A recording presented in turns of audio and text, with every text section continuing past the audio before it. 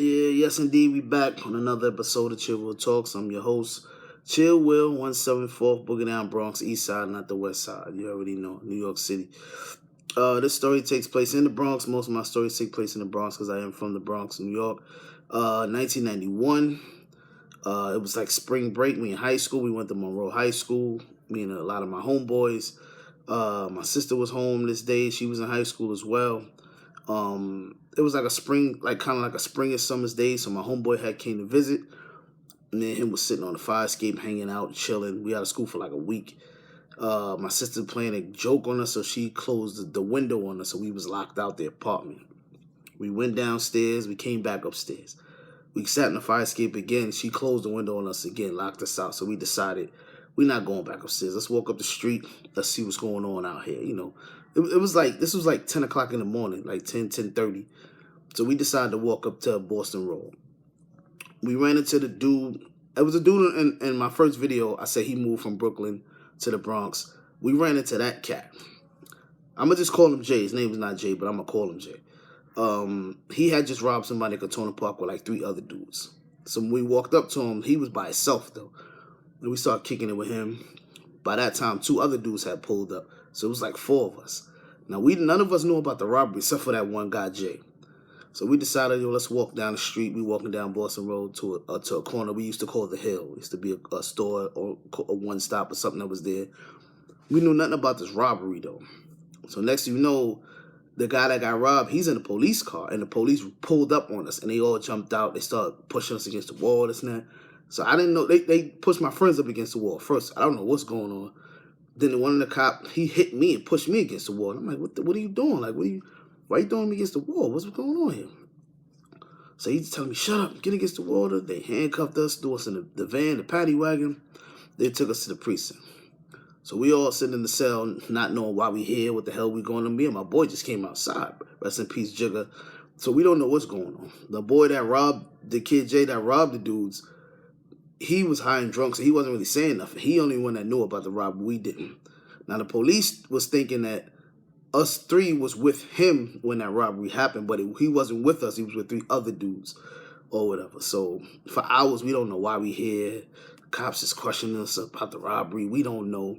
It just so happens one of the dudes that was with us, he was on a run for murder. They've been looking for him. He just happened to get caught up with us. He was older than us.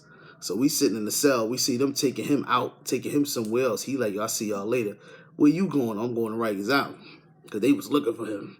And dude did about 15 to 17 years, man. And for many years, I thought he was mad at us for getting him caught or whatever. But anyway, they call our parents because we're juveniles, 3 juveniles. They call our parents. All the parents come to the precinct.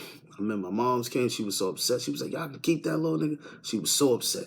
She didn't want to take me home. She was just really pissed. We had to go, I think it was like night court or something. We went to night court. And night court used to end like around 12 o'clock, like midnight. So we get up. We get all the way upstairs to the night court. We in the cells waiting to go up. Everybody going to the judge, like 2 by 2, something like that.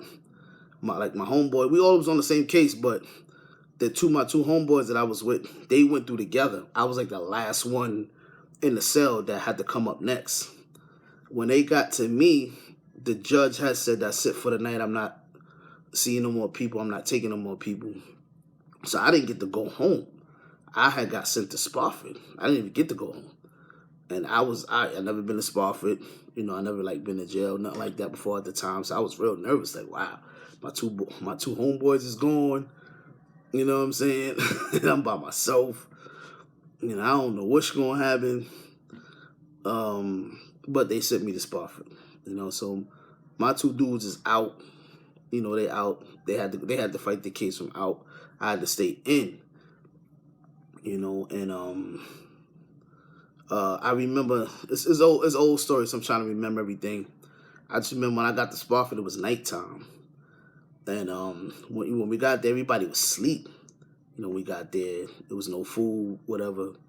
You know, so the next morning there was like a day room, and I couldn't sleep, so I came out in that day room. I came out there, and one by one, like dudes started coming out of the the day room, coming out of their rooms because there wasn't no cells, it were like rooms. And cats started coming out their rooms and coming into the day room. They looking at me. And back then, cats always want to know where you from, this and that, And I used to lie because Bronx River Projects was real tough at the time. So I used to lie and be like, "Yo, I'm from Bronx River Projects." I don't know why I said that, because when I said that, dudes just asked me, "Oh, you know this person? You know this person?" And a couple of them dudes, I knew them that they was asking me about, but I had beef with these dudes that they was asking me about. But I'm like, "Yeah, I know them." But and so it got a little scary in there. But nothing ever happened to me, and I was there. Eventually, they couldn't find the kid that got robbed. They couldn't find him. I don't know if he had went to Puerto Rico or something. They couldn't find the dude, so they ended up having to drop the case because they couldn't find the cat, and they let me out of Spofford. So I didn't do no time or nothing like that. But it was just a bugged out story, scary moment at that time because we was young. We don't know nothing about jail, this and that. So it was real young. Since Spofford back in Hunts Point, I was there. It was the big white building back then. You know what I'm saying? I remember we was going to court though, and I was on a bus with a dude that had a Gucci suit on, like a young kid. Had like a Gucci suit on. Like that was crazy back then, man. But it was what it was. It was just one little story I can remember that had happened. But, I got out of that situation because I really didn't do nothing. God was on my side. So, they released me because I couldn't find the kids. And one other thing, I remember I left my keys there, like my clothes. They take your clothes and stuff when you get to Spofford. And my keys, I lost my keys. And I remember my mom took me back to Spofford to try to get the keys, but they couldn't find them. And that was the end of that situation. But it is what it is, man. Another story, another little Bronx story, that I could remember. I keep thinking the stories to tell us a lot. I'm trying to remember all of them, but I'll get to them. Thanks for listening. One.